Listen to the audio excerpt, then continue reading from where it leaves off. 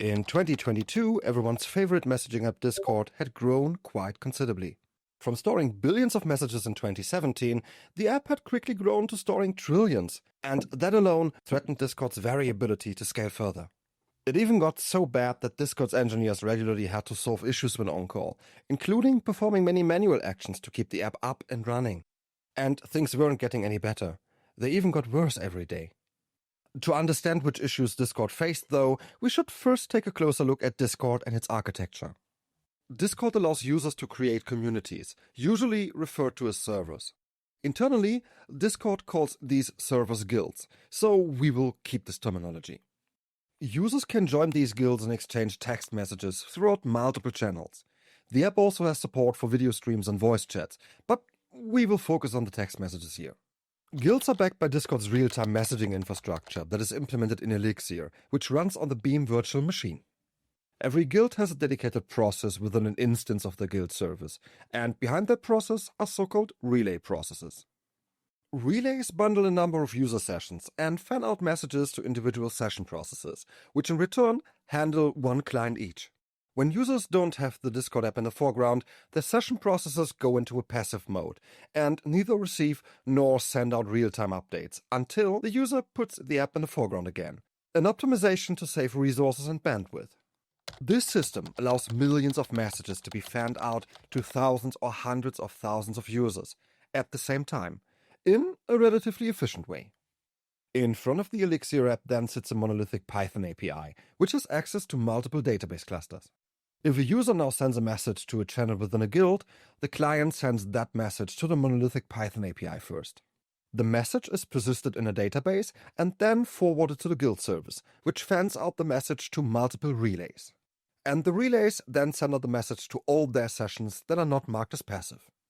If a user, however, becomes active again or starts up the app, the initial request to get all messages that the user might have missed goes through the monolithic Python API, which has to fetch all these messages from the database. And this is where Discord's problems in 2022 increasingly manifested. The database Discord used at that time was Cassandra, and messages were stored in a cluster fittingly named Cassandra Messages. While Cassandra Messages consisted of only 12 nodes in 2017, it already consisted of 177 nodes in the beginning of 2022. The database schema of a message roughly consisted of a message ID that uniquely identified a message, an ID of the user that authored the message, a channel ID which uniquely identified the channel that message was sent to, the actual text content of that message, and a so-called bucket, which represented a static time window. All ID fields were represented by so-called snowflakes, which is an ID format originally created by Twitter. These snowflakes are sortable by time because the timestamp of their creation is encoded into every ID. The primary key of a message was a composition, consisting of a tuple of channel ID and bucket, and the ID of the message.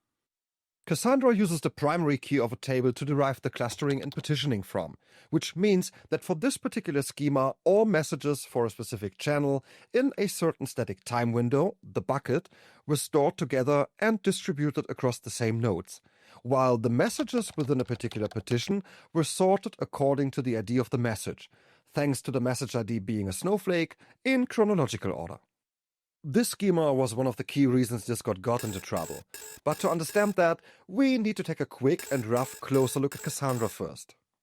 Cassandra is a NoSQL database, originally developed at Facebook in 2008 and open-sourced later before it was gifted to the Apache Software Foundation. It's a wide column database that was designed to be run in clusters, even spanning multiple data centers, and it's implemented in everyone's favorite programming language, Java. Due to its design, it's very good at supporting high write-throughput systems. Writes are first appended to a commit log, and then written to an in-memory structure called a memtable. This memtable is then regularly flushed to the disk in so-called SS tables, which are immutable on-disk files. The SS tables on the disk are then regularly compacted by Cassandra in maintenance runs to improve read performance. When a read then occurs, Cassandra first tries to find the corresponding data in its memtables. If it can't find it there, it needs to query the on-disk SS tables. In summary, reads are more expensive than writes. Additionally, Cassandra offers multiple consistency levels, which tune up the consistency level but in return decrease the availability level of the specific table, or vice versa. Discord had set the levels for both writes and reads to quorum for their messages, which means that all writes had first to be written to the commit log and mem table of multiple nodes, and queries had to be answered by multiple nodes before signaling success or returning a response. Now that we understand a little more about Discord's architecture at the time, the rough schema of a message, and more about Cassandra, let's look at what exactly happened. Whenever many users, part of the same guild or guilds, opened their Discord app or became active again, perhaps because someone in a larger Discord guild made an announcement and mentioned a lot of people, things could go downhill fast. Every client becoming active sent a request to the API to catch up on missed messages. The API then had to issue many requests to Cassandra messages, requesting the same messages over and over again. Cassandra had to look up all these messages in its mem tables, and if it couldn't find them there, it had to look up the data in the on-disk SS tables, which put a lot of pressure on the node's disks. As the engineers had configured quorum level consistency for their message table, all reads had to be served by multiple of the cluster nodes that served the same channel ID and bucket pair, which put all these nodes under high pressure.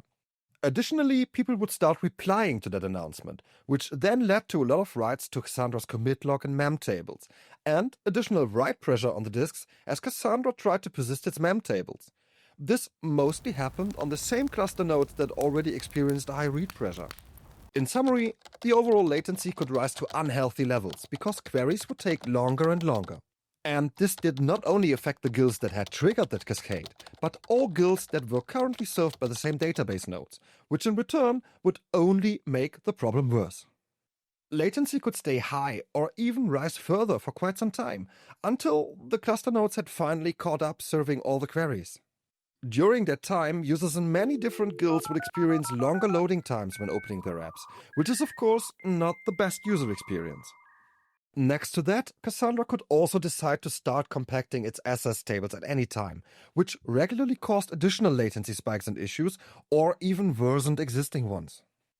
Sometimes, cluster nodes couldn't even keep up with compaction anymore, and fell so far behind that an automatic recovery was no longer possible. In such cases, Discord's engineers had to manually take cluster nodes out of the rotation to let them finish the compaction in peace, before bringing them back into the cluster. Often, they had to do it multiple times until the cluster node had finally recovered and caught up successfully. And as if things weren't already bad enough, the engineers also had to fight another enemy from within, the JVM garbage collector. No matter whether there was a node group under pressure or not, Java's GC would regularly cause its own latency spikes, because its stop-the-world pauses often took so long that it affected the overall latency. Sometimes, GC pauses could become so bad and frequent that engineers even had to restart a particular Cassandra node because it could no longer recover on its own. Although Discord's engineers worked very hard on trying to tune the garbage collector to make its impact as little as possible, they could never fully succeed. Things were going pretty bad, and the more users Discord got, the worse the overall problems became. Some engineers were even no longer looking forward to the weekends when on call, because often they would have to work a large part of that weekend trying to somehow keep Cassandra messages alive. Something had to change, and Discord's engineers knew they had to do something, but they had multiple problems to tackle. The first problem, nodes getting overwhelmed by many read requests. The second one, the garbage collector of the JVM. Gladly, the second problem actually wasn't that much of a problem anymore. Other Cassandra clusters within Discord's infrastructure had also had struggles with Cassandra in the past, including the JVM garbage collector, which is why they had already started looking for alternatives. Their solution? ScyllaDB. ScyllaDB is a completely Cassandra-compatible rewrite in C++, which means that it doesn't need a garbage collector at all. It also comes with a few advantages over Cassandra, which make it a great replacement. Interestingly, Discord's engineers had already migrated all other Cassandra clusters over to ScyllaDB by the start of 2020. The only one still missing in 2022 was Cassandra Messages. They just hadn't started a migration yet because they rightfully wanted to get more experience with ScyllaDB in production with less important databases first. Additionally, with trillions of messages and 177 plus nodes by then, Cassandra Messages was not the easiest database to migrate. It would take them time to prepare for that. But the engineers weren't doing nothing during all that time. They had evaluated ScyllaDB for their specific message use case over and over again. They had even found some shortcomings, like badly performing reverse lookups, that they first needed fixes for. But when the ScyllaDB team implemented those, there was basically no more blocker for a migration. They knew, however, that migrating Cassandra messages over to ScyllaDB would not magically solve all their problems. At a foundational level, ScyllaDB still worked the same way as Cassandra, although with some improvements here and there. Many reads to the same partition could still lead to the same problems they had had with Cassandra before, so they also needed a solution for that problem. They needed to control the amount of concurrent traffic hitting a partition to protect it from getting overwhelmed. After some thinking and good old engineering, Discord's engineers came up with a genius solution that would buy them more time and solve some of their problems, even before migrating over to ScyllaDB. Data services.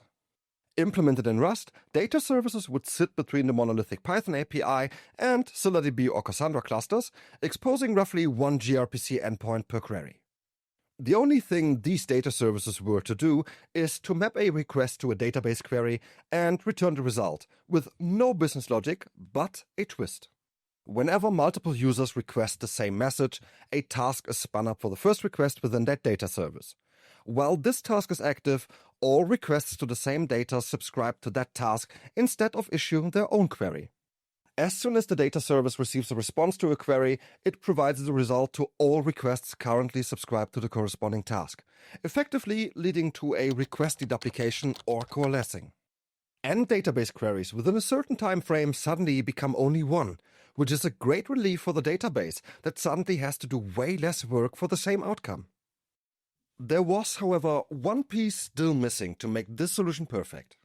In distributed systems, there are usually many instances of the same service running on multiple machines.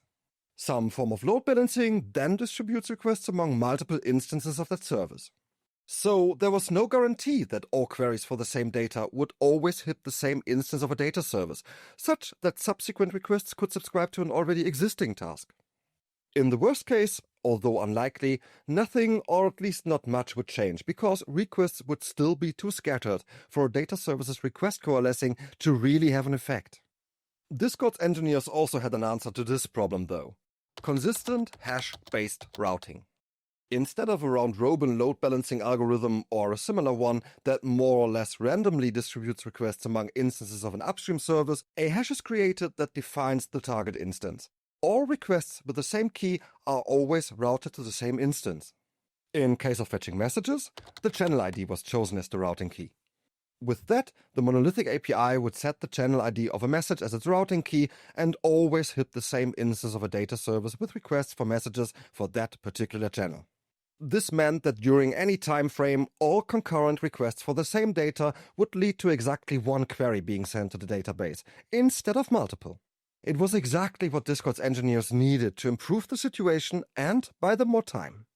They got to work, and after a short while, they had identified and implemented possible data services. And after some more time, they deployed them all and could quickly see that things got indeed better. But they weren't perfect yet. Issues became less frequent, but still, on-call engineers had to manually foster Cassandra messages back to life regularly.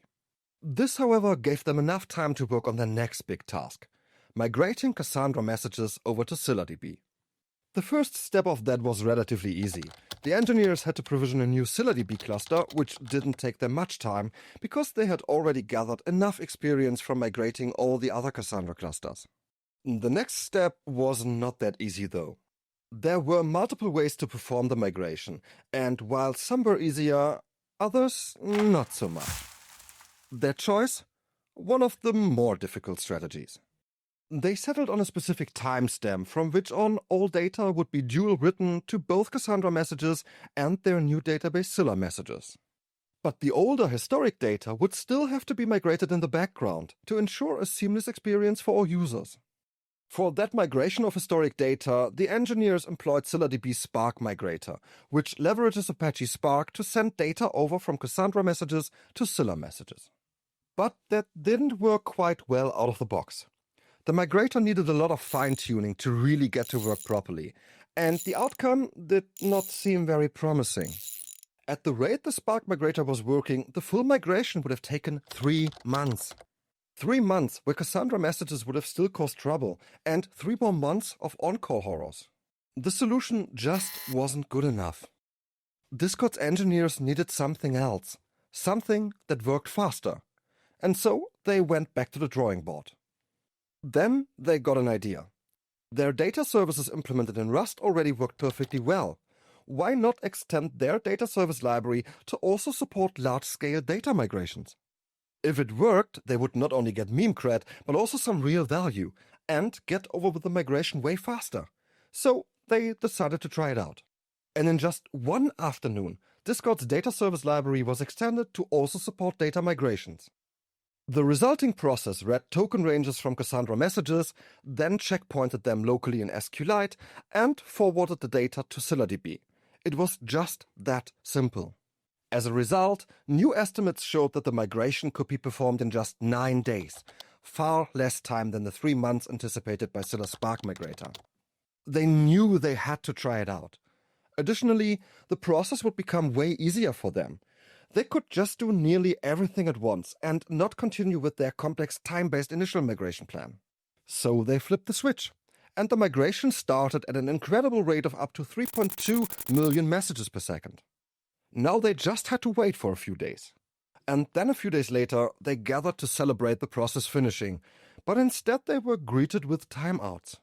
At near completion, their new migrator was timing out trying to read the last messages. After some quick analysis, they found the issue. Cassandra had never actually compacted these messages, which led to gigantic fragments that just couldn't be properly read anymore. All they had to do was to tap Cassandra on the shoulder and kindly ask it to compact these messages for them. And it worked. A few seconds later, the migration was done. All data that previously had been in Cassandra messages was now in Scylla messages as well. The last thing they had to do? Finally flipping the switch. But before they could do that, they wanted to be absolutely sure that everything worked correctly. To do that, they activated a form of automatic data validation they had previously implemented. A small percentage of reads was sent to both Cassandra and Scylla messages, and then the results were compared. Gladly, everything looked good, so they finally flipped the switch and Scylla messages became the primary and only database serving messages. Looking at the results of that migration, one could say that it was quite successful. Scylla messages only needed 72 nodes, each with 9 terabytes of disk space, in comparison to Cassandra messages that needed 177 nodes, each with 4 terabytes. So roughly half of the nodes, but with a little over double the disk size. Tail latencies also improved drastically. Fetching historical messages had taken around 40 to 125 milliseconds in the 99th percentile with Cassandra. With ScyllaDB, that improved to 15 milliseconds. Message insert performance went from 5 to 70 milliseconds in the 99th percentile to a steady 5 milliseconds. And thanks to the data services, there was more than enough headroom created to foster future growth. The aftermath? Happy engineers able to enjoy their weekends again. And some very important lessons about distributed system architecture learned.